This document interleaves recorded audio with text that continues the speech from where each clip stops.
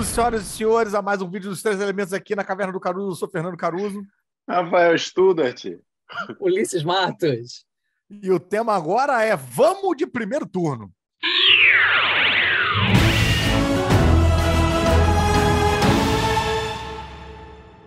Sim. Esse é um tema extremamente necessário. A gente já fez alguns temas meio políticos no passado. Já tem um tempo que a gente não faz. A gente tem que ficar Tem muito tempo. né? Aí volta e meia tá quando a tudo gente tão faz... resolvido. Tá tudo tão resolvido. Calma lá. Volta e meia aí quando a gente faz, vem alguém pra falar, não gosto quando vocês tinham que ficar no assunto. E a gente não tem assunto nosso. A gente fala de qualquer merda. Toda hora a gente fala o que a gente quer. E é isso que a gente vai fazer aqui. E sobre... A gente vai falar basicamente sobre a urgência do primeiro turno, na nossa opinião. Tem gente que acha que tá tranquilo. Tem gente que acha que a eleição é um exercício democrático que todos devemos votar do que a gente quiser e na ordem que... Aí no segundo turno, tem 2 turnos, é para ser usado. Já vi esse argumento também. E, concordo com tudo isso dentro de uma normalidade, dentro de eleições normais. E eu acho que a gente não está vivendo eleições normais. Eu acho que vocês concordam comigo, né? Totalmente. Nesse tocante, Sim. não. Falar tocante é a palavra proibida. Concordo em parte. Então, mas no final a gente concorda. Em parte, você acha que são eleições normais, Ulisses? Não, é que eu acho que está garantido. Essa vitória. Você acha mesmo que está garantida? Eu acho. Vamos entrar na parte do garantido no final. Vamos antes falar sobre o perigo. Mas eu acho que nós devemos agora, como mensagem, porque a coisa como a parada tá, a gente fez uma parada muito forte para mandar o recado, tipo, olha, isso sim, tá? É no primeiro turno, entendeu? Cala a boca, fica na tua, parou, acabou a tua vez.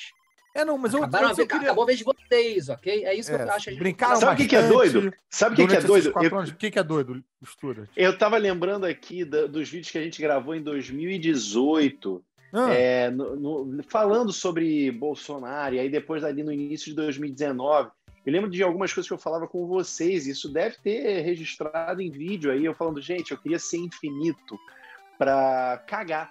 Porque eu ia pensar assim, o que são 4 anos para quem vai viver para sempre, para quem é um eterno, gente, né? E aí dá vontade de falar, bota o dedo na tomada, vai. Eu lembro falando isso, por exemplo, bota o dedo na tomada, vai lá. E aí deixar as pessoas... Só que as pessoas botaram o dedo na tomada, foram 4 anos de choque atrás de choque. E assim... Então eu não aguento mais. Eu lembro uma outra coisinha também que eu falava assim, não, cara, se esse filho da puta fizer merda, tal, não sei o quê, tudo bem, vai voltar à normalidade. Depois a gente bota todo mundo nos eixos, mas eu não entendia que o estrago vai ser tão grande e não se resolve em um mandato. Agora a gente vai precisar de 20 mandatos normais para... Né? Tô falando de direita e esquerda, tá, gente? Vamos falar praticamente aqui de perigos, de coisas que são bem assustadoras, né? Porque, assim, muito é dito na linha de mas ele fala essas coisas da boca pra fora. Tem 4 anos que eles estão falando isso, ele fala essas coisas da boca pra fora e nunca vai fazer nada e tal. E dentre as várias coisas que ele falou da boca pra fora, se marginalizou a ciência, o conhecimento. A gente tem... Aí muita gente defende falando... Quando a gente fala, por exemplo, que o Brasil voltou para o mapa da fome, que tem 30 milhões de pessoas passando fome, as pessoas falam, não, mas... As pessoas, no caso, né, os defensores da seita lá, falam, mas isso é efeito da pandemia. Mas, porra, se isso é efeito da pandemia, por que então, durante a pandemia, estava se diminuindo a pandemia, dizendo que tem que voltar ao normal, não pode ficar em casa, não tem que ter distanciamento, não tem que usar máscara, falando que era... E teve pandemia no mundo todo, né? Daí o nome de questão. O Brasil piorou mais que todo mundo, porque a gente não já é oficial. É um governo que não soube lidar com a merda que se anunciou. Na verdade, ele não soube lidar, ele piorou, né? Ele piorou a merda que tava rolando. O que já é oficial, Studart? Não, a gente, em casos por milhão e tal, etc., até em relação aos Estados Unidos, que estava bizarro, o Brasil conseguiu superar. A gente foi oficialmente o país que pior conduziu a pandemia. O Pois Trump, é. mesmo translocado e tal, comprou as vacinas, não atrasou Exato, no nada. final ele tentou, né, tipo, Isso. para tentar se salvar ali na eleição, ele tentou apoiar a vacina e tal, dizer que sempre apoiou, enfim, mas nem a galera comprou essa fake dele aí. E assim, e só para falar esses efeitos do boca para fora. E um dos outros boca para fora é uma constante ameaça a fechar o Supremo. Teve lá aquele falso golpe, o golpe que quase rolou, que já é tanta merda atrás de merda que as pessoas vão esquecendo de contabilizar essas coisas. Lá os caminhoneiros achando que estavam fechando Brasília, tem vídeo deles comemorando. Comemorando o estado de sítio que nunca existiu. Exatamente. O Bolsonaro teve que fazer cartinha pedindo desculpas pro Supremo para dizer não era nada disso e não sei o que.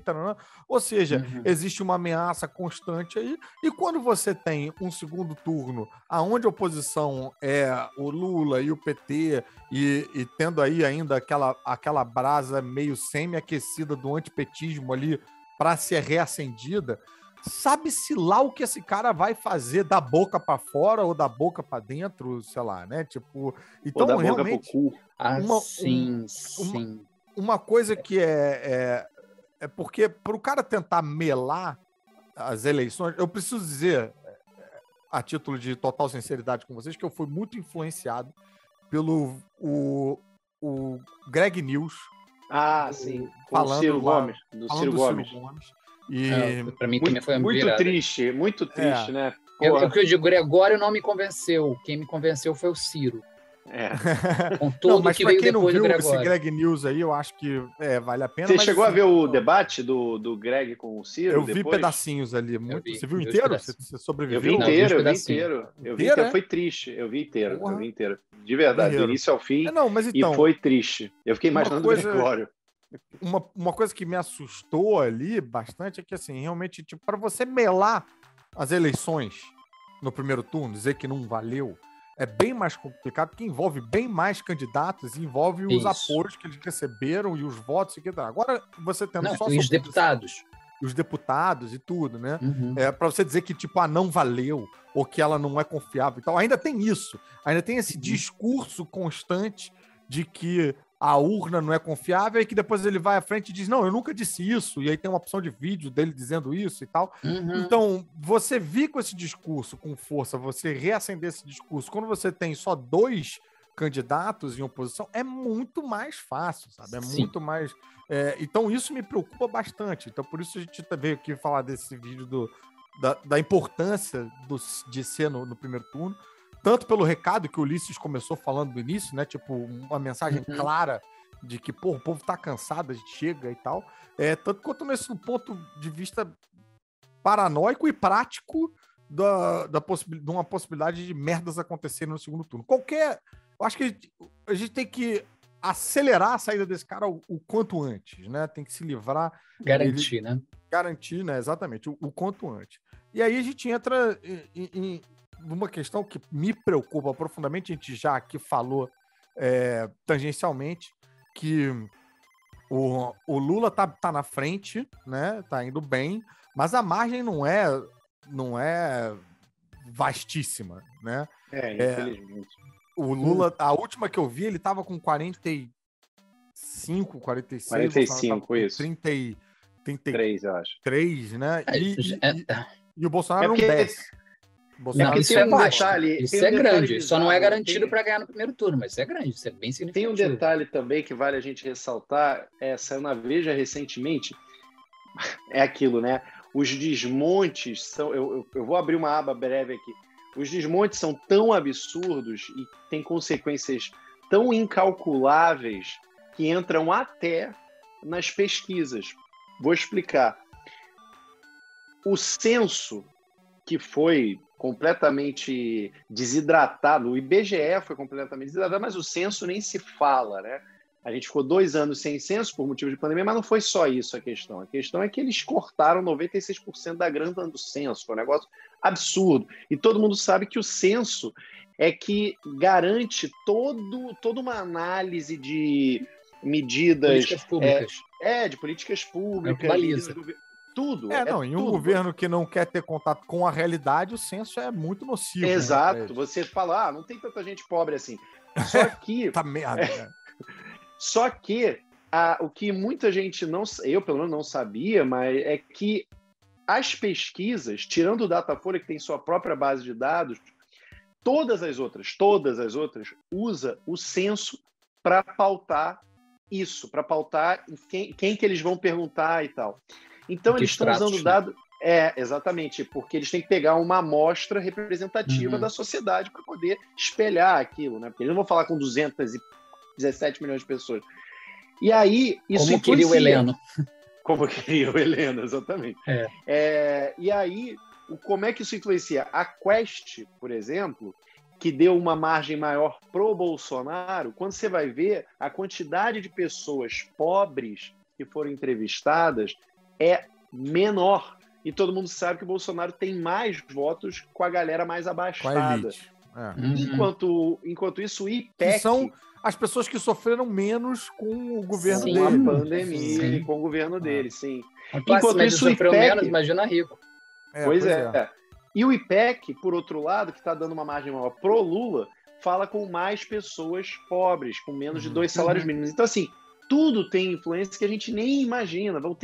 Vai ser tanto buraco para tampar depois que o Bolsonaro sair. Estuda, você esbarra também aí numa questão que é essa meio que da bolha, né? E a gente está vivendo momentos que as pessoas estão cada vez mais inseridas na sua própria bolha e se recusam a olhar para fora. Então, por exemplo, nenhum de nós, graças a Deus, está passando fome. No entanto, estamos perfeitamente conscientes de que o Brasil voltou para o mapa da fome. Tem 30 milhões de pessoas. 33 milhões de pessoas passando fome. Isso cara, isso é surreal. Isso é louco. E assim, o que eu ia falar, o lugar onde... E a gente vê pele sendo vendida em supermercado, as pessoas catando osso e tal, é triste, né? E aí volta a tal da questão que eu tava lá puxando lá com o Greg News e tal, e o lance do Ciro, porque a margem lá, como o Ulisses colocou, é uma margem grande, mas não é suficiente para garantir o primeiro turno. Agora, se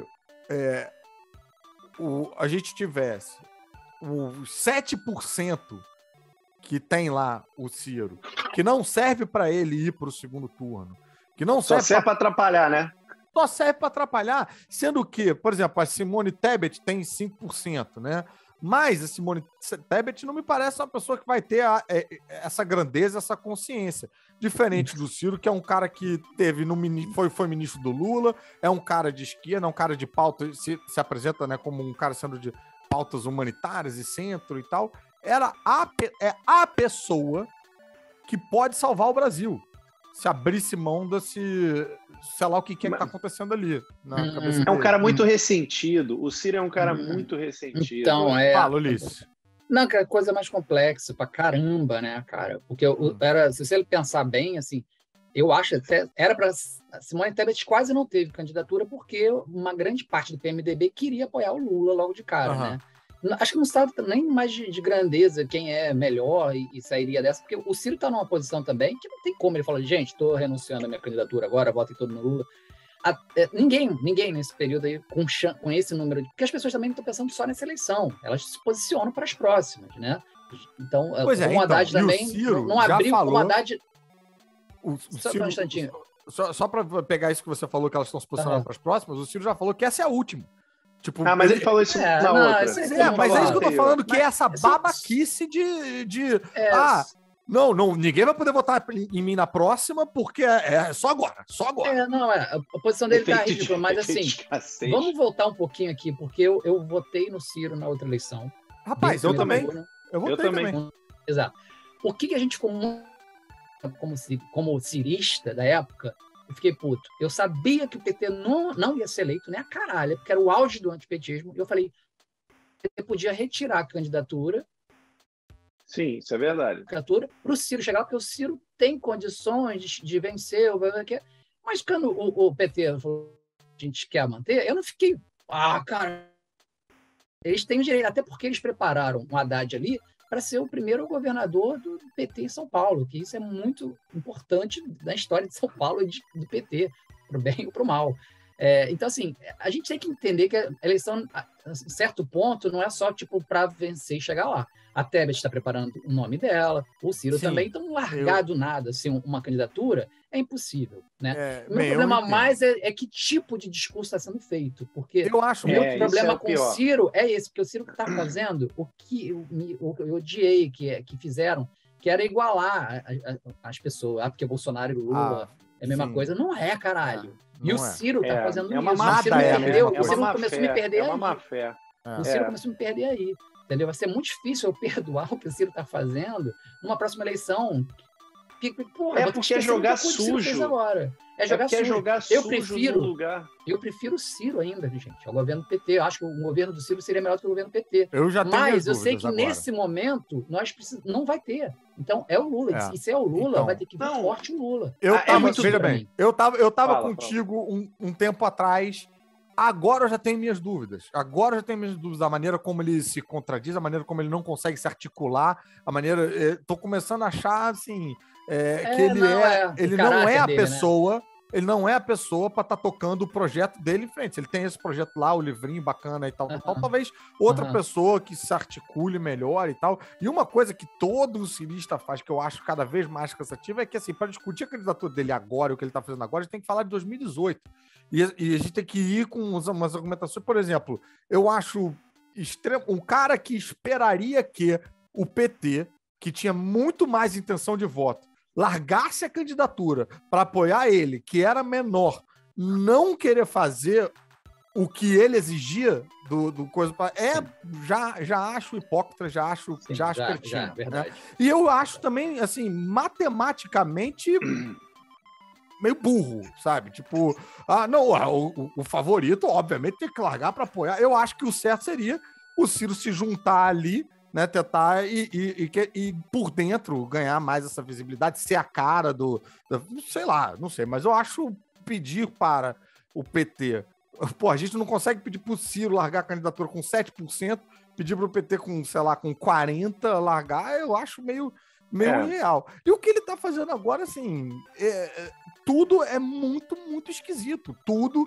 favorece, tudo que ele tá fazendo, me parece uma campanha para levar o Bolsonaro pro segundo turno. Favorece muito o Bolsonaro.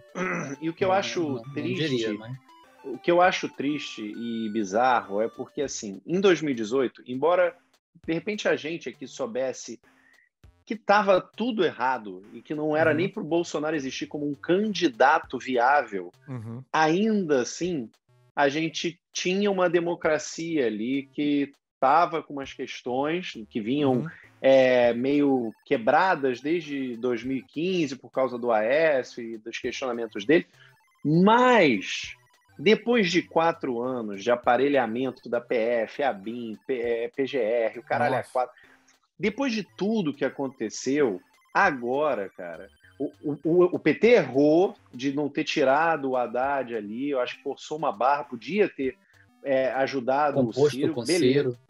Ou não ter prejudicado as alianças que o Ciro tinha costurado. Não ter prejudicado, exato. Descosturaram. Eu acho que foi um erro, sim, do PT, mas ali ainda era um prognóstico, né? De tipo, pode dar merda. Né, Estudas? Que no final das contas... sim. Vamos lá, né? Sim. Aquela coisa. Mas é porque agora não tem mais dúvida, agora é concreto, agora a gente não está mais lutando na democracia, agora é para salvar o que restou. Então, o Ciro abrir mão, o Ciro lutar, é de uma mesquinharia. E isso você ainda bate num ponto que eu acho importante também, que é o seguinte,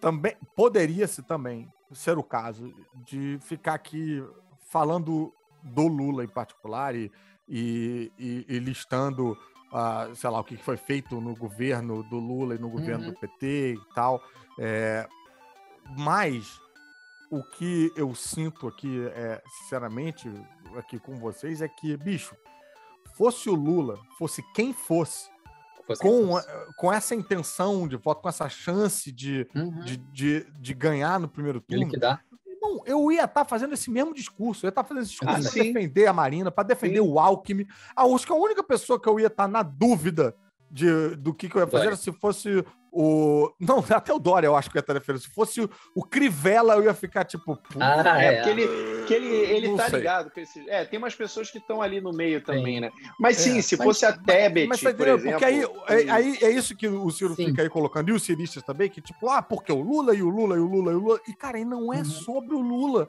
É sobre derrotar no primeiro turno esse cara. Porque se aliou ao Alckmin. Eu estou bem ciente do que é o Alckmin, estou bem ciente. Mas assim, cara, nessa altura do campeonato... O Ciro também já fez cada ligação. Porra, também, o Ciro tentou chamar o Datena pensou o Ciro Datena. Exatamente. Pensou o Datena. O próprio Datena foi falou Tereza que não Cristina? Não, quem foi a motosserra lá? A pois é, gente. Kátia Motosserra. Cátia Abreu. Cátia Abreu, gente. Então, não dá pra falar isso, não. Deixa eu falar uma coisinha aqui, que a gente tá falando de Ciro. E de novo, rapidinho, só pra concluir isso.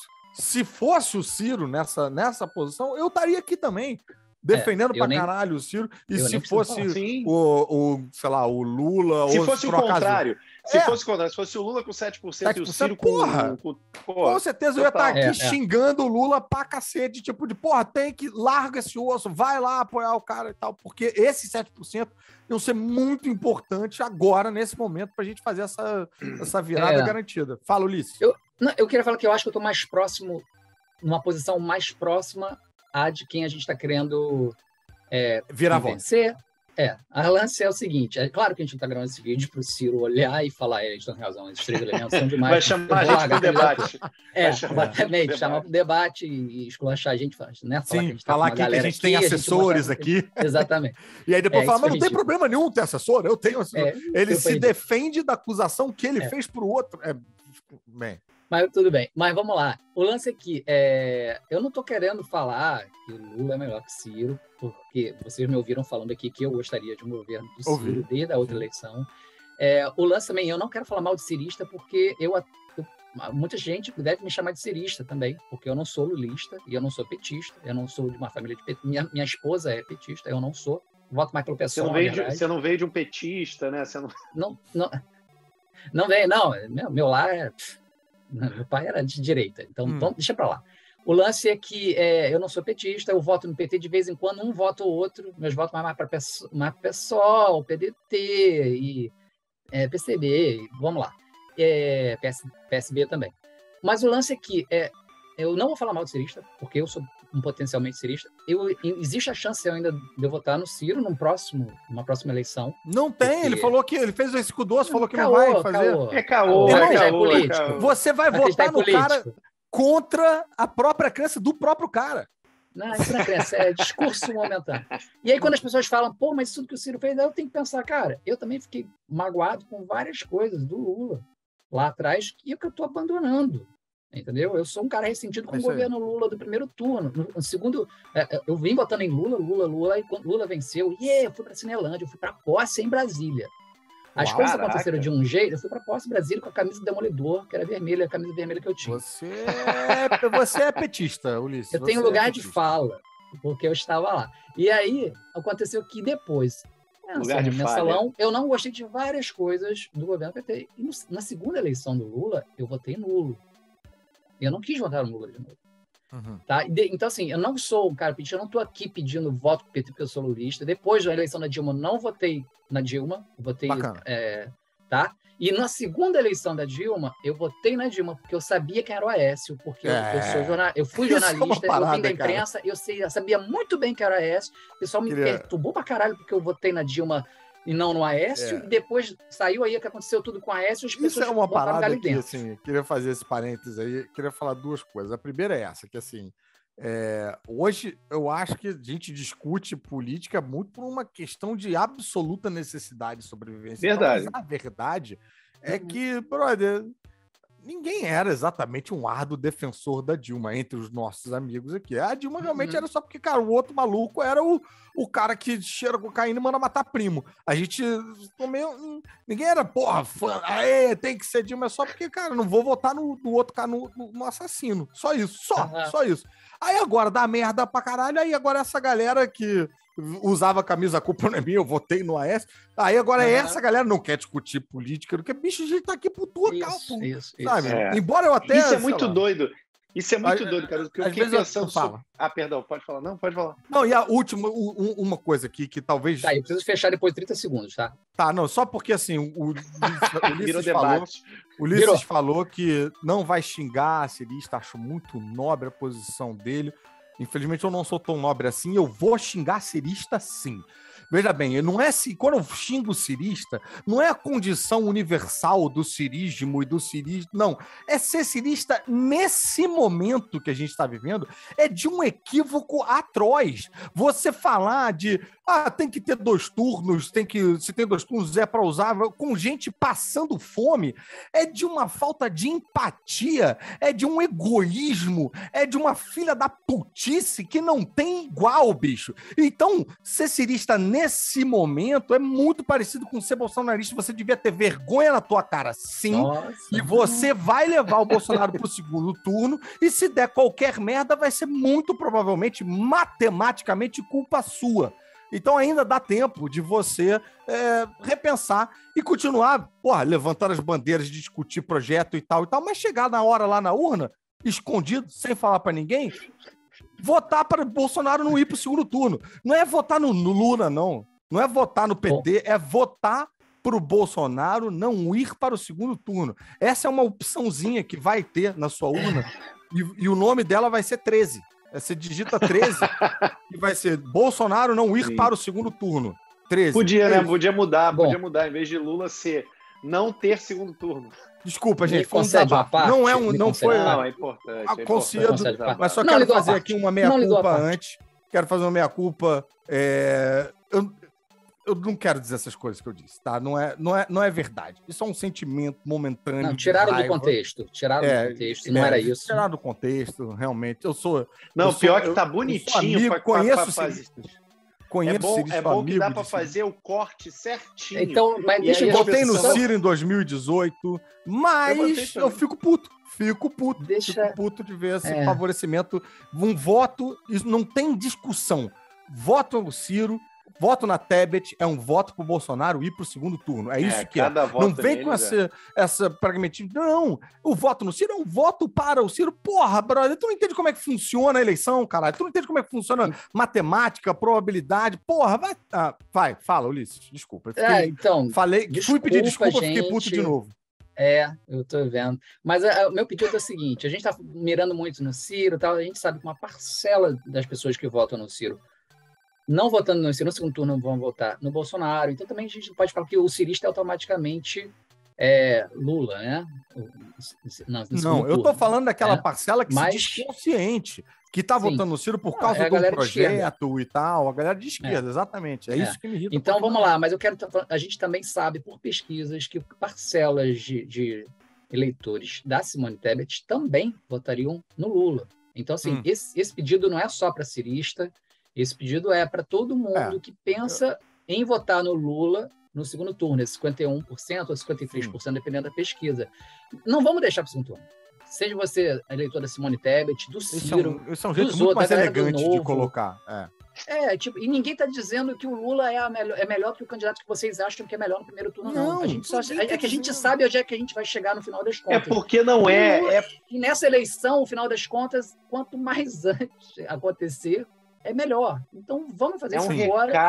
É um recado, é simbólico. Como profilaxia a golpe, por todos os motivos. Não vale para a gente não se fuder, é a camisinha, é a camisinha da democracia. Não vale a pena exercer o seu voto preferencial no primeiro turno quando a gente está com uma questão maior acontecendo. Vai prestar. Isso, é cirista, é tebetista, todo mundo. Eu reforço no cirista. Tebetista parece que é a pessoa que adora TBT. O número é maior. Se metade das pessoas do Ciro... Simone TBT. Já teve essa piada. Se metade for pro Lula, das pessoas que votam no Ciro, já é um número, bem grande para fazer essa diferença, entendeu? É mais que a metade. Então, assim, por isso eu volto a ficar com raiva. Volto a ficar com raiva. Não consigo evitar. Não, o que é isso, companheiro? O que eu queria dizer era, de novo. Eu concordo com tudo isso. Concordo que o primeiro turno não é para ser voto útil, o primeiro turno é para votar em quem você acredita. Concordo, mas agora não é o momento. Não é o momento. com o país pegando fogo, você tem que fazer escolhas um pouco mais duras, entendeu? E é hora de amadurecer. É hora de entender que você não vai ter as coisas idealmente, do jeitinho que você quer, e entender qual é pode ser que não seja para você seja confortável esse risco, mas para muita gente literalmente questão de vida ou morte. É o que vai fazer. Porra, acabando com farmácia popular e dizendo que ano que vem a gente resolve, dizendo que quer botar mais gente no Supremo para ter mais gente apoiando o voto dele. Cara, assim, um Deus nos acuda. É um Deus nos acuda. É hora de botar a mão na consciência, sim. Cara, eu imagino que a gente já esteja se encaminhando para o fim, mas eu queria... A gente está caminhando para o fim há 4 anos. Eu queria fazer uma pergunta para vocês agora, vai lá, porque tem a ver com isso, que vocês acham que deveria existir segundo turno, independente de qualquer coisa? Eu acho que tem que ter até terceiro. Sim, eu gosto. Não, 2 turnos eu acho bom. Eu acho que vai para o segundo turno 3 candidatos e aí vai para um terceiro turno 2. Eu acho que tinha que ter vários. Agora acho que não. Agora eu... Não, tem proposta de mandar um segundo turno com 3 candidatos. Também tinha essas bobeiras aí. Não. Eu sou contra, eu ouço pra caramba um monte de podcast político, e até eu queria terminar minha participação, que eu acho que não vou falar mais nada, indicando pra gente, que a gente ficar falando como é que a gente chegou aqui, a gente se enrola às vezes, fica falando... sim. Então, tem umas coisas bem...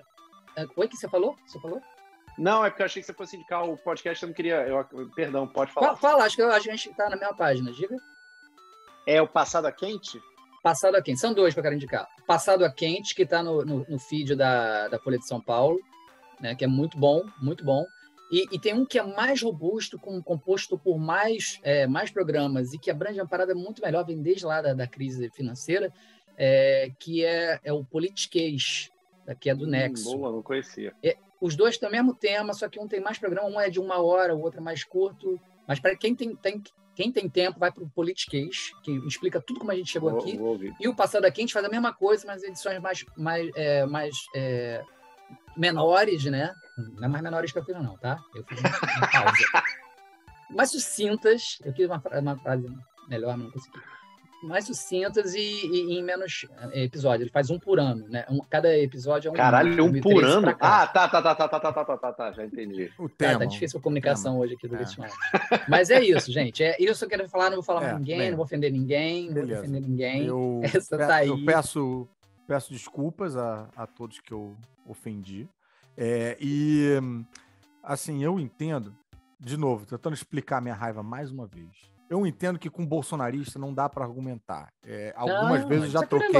Eu tive que trocar. Desses caras, não. Não, e assim, os caras realmente vivem numa realidade paralela em que eles acham que todos os veículos de comunicação, todos mentem, e só o veículo de comunicação maluquinho deles, que não checa a fonte, que não bota, enfim, que fala a verdade. Então, realmente, são pessoas que estão fora do contato da realidade, não aceitam ciência, não aceitam meios institucionais de checagem de fato, nada disso. No entanto, cirista não era para pensar assim. Cirista era para ser uma pessoa mais permeável à argumentação e mais flexível ao pensamento. E eu acho estranho ver cirista que, defende um cara. Eu conheci o Ciro numa ocasião, quando eu estava fazendo uma apresentação em alguma cidade, ele estava lá fazendo campanha de alguma coisa. Ele falou várias coisas que eu achei interessante, e aí eu falei para ele, olha, candidato, eu não voto aqui e tal, mas, cara, você já tem o meu voto, gostei do que você falou. E aí ele falou, não acredite em mim, não, pesquise as coisas que eu falo e tal, não sei o que. E eu achei essa uma posição bem interessante de um candidato, dizer, tipo, não acredite em mim, ouça os fatos. E é isso que eu não estou vendo acontecendo com a maioria dos ciristas com quem eu sou obrigado a discutir. Não vejo os caras ouvindo o fato, ouvindo a razão, eu vejo só eles reproduzindo um amor, uma paixão cega por um momento em que eu acho que não dá pra gente ser cego, é um momento que eu acho que é pra gente ter uma preocupação com quem tá fora do nosso campo de visão. 33 milhões de brasileiros passando fome. Não dá para ter segundo turno. Não dá para colocar em risco a vida de 33 milhões de brasileiros para ter um segundo turno com Lula e Bolsonaro só para exercer esse direito da democracia ideal de votar e que você quer... Seu candidato não vai estar nem lá para discutir isso, entendeu? Então, acho que, assim, não é a hora. No próxima eleição, meu voto estava ali, eu daria o meu voto para o Ciro se o Ciro não tivesse feito esse cu doce de que não ia estar na próxima eleição. Então, fica aqui meu pedido encarecido entre vários xingamentos aí para essa colocada de mão na consciência e essa esperança. Minha raiva vem dessa esperança. Minha raiva vem dessa esperança de que na chegadinha ali a pessoa, dê um cagaço, o cu aperte e o cu aperte 13. Fala, Maurício. Eu só queria fechar uma coisa aqui que eu falei, que eu não sou PT, eu não sei o que, mas vem cá, tá, galera? O pessoal do PT, eu não tenho nada contra o petista.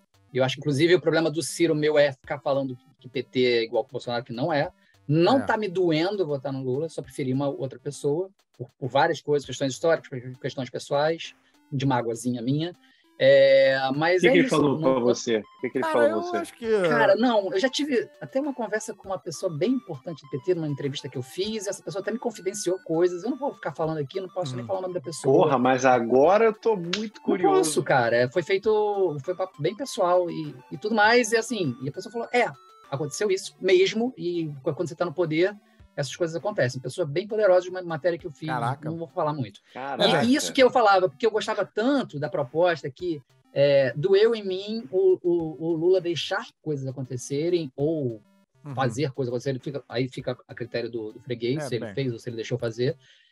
Porque eu esperava muito que ele fosse um outro tipo de governo. E ele não foi o que eu queria. Mais infalível. Mas infelizmente, nada é infalível no Brasil. O Brasil mas a gente tem que aprender a trabalhar com o que a gente tem, realmente. Sim, agora, voltando à questão da militância, eu acho que a militância do PT, brother, não se compara à militância do Ciro nem à militância do Bolsonaro. A militância do Bolsonaro e a militância do Ciro são bem mais agressivas e aí sim eu arrisco a fazer essa falsa equivalência aí nessa agressividade. Não, a militância do Ciro está acontecendo ainda, ela tá se formando, não tem como comparar com o PT. Tem gente sim. Eu comparo tem bolsonarista dentro do Ciro, ele ainda tá refinando. Provando aí a minha equivalência aí que eu tô falando. E a maneira como eu sou atacado, brother, tipo, do meu lugarzinho de fala aqui, eu vejo muita equivalência na agressividade, na falta de argumentação, na falta de ouvido, entendeu? Bem, cara, um estudo de caso é vocês verem o Tico Santa Cruz. Era um cara que era cirista, até hoje ele era bem atacado também de formas até meio escrotas também por gente do PT, tá? Alguns petistas são meio malucos também. Ele depois falou agora, essa semana ele falou... Essa semana agora, quando ele falou, gente, sou cirista, mas vamos de primeiro turno no Lula, ele foi atacado também por pedetista. De tudo. Sempre vai ter maluco em tudo que é partido, gente. Mesmo nos partidos que a gente gosta, né? Realmente. Tirando o Bolsonaro, que é uma coisa. Olha, tem uma coisa que eu acho muito importante. Semelhança, a gente encontra em tudo, tá? Bolsonaro e Lula são, apesar de parecer que não, são ambos da espécie humana. Olha aí, é tudo a mesma coisa. Então, assim, as semelhanças não fazem a gente tomar decisão. As diferenças, sim. E eu vejo, sim, diferença na militância do PT para a militância do Ciro e da militância do Bolsonaro. Vejo, sim. Eu vejo muito mais gente agressiva, porcentagem aí, do que do outro lado. Mas aí estamos entrando estamos abrindo em outro assunto. É um outro vídeo. Tá virando um debate, né? Tá virando um debate. Foi longuíssimo esse, né? Gente, foi. Sei lá o que vai acontecer semana que vem. Eu espero poder contar com vocês aqui na semana que vem. Talvez com um tema mais leve, né? Pra gente... o que será que vai ser da gente em novembro? Será que a gente vai estar aqui cheio de esperança, feliz, sorridente? Ou será que a gente vai estar... Não quero nem pensar. Não quero nem pensar. Por enquanto, não sabemos o que vai acontecer em novembro, mas por enquanto tem semana que vem, terça-feira que vem, a gente estará aqui. Muito obrigado, galera. Valeu e até terça que vem. Gostou? Se divertiu? Agora você pode ver vários outros vídeos dos 3 Elementos, porque tem vários. É só clicar.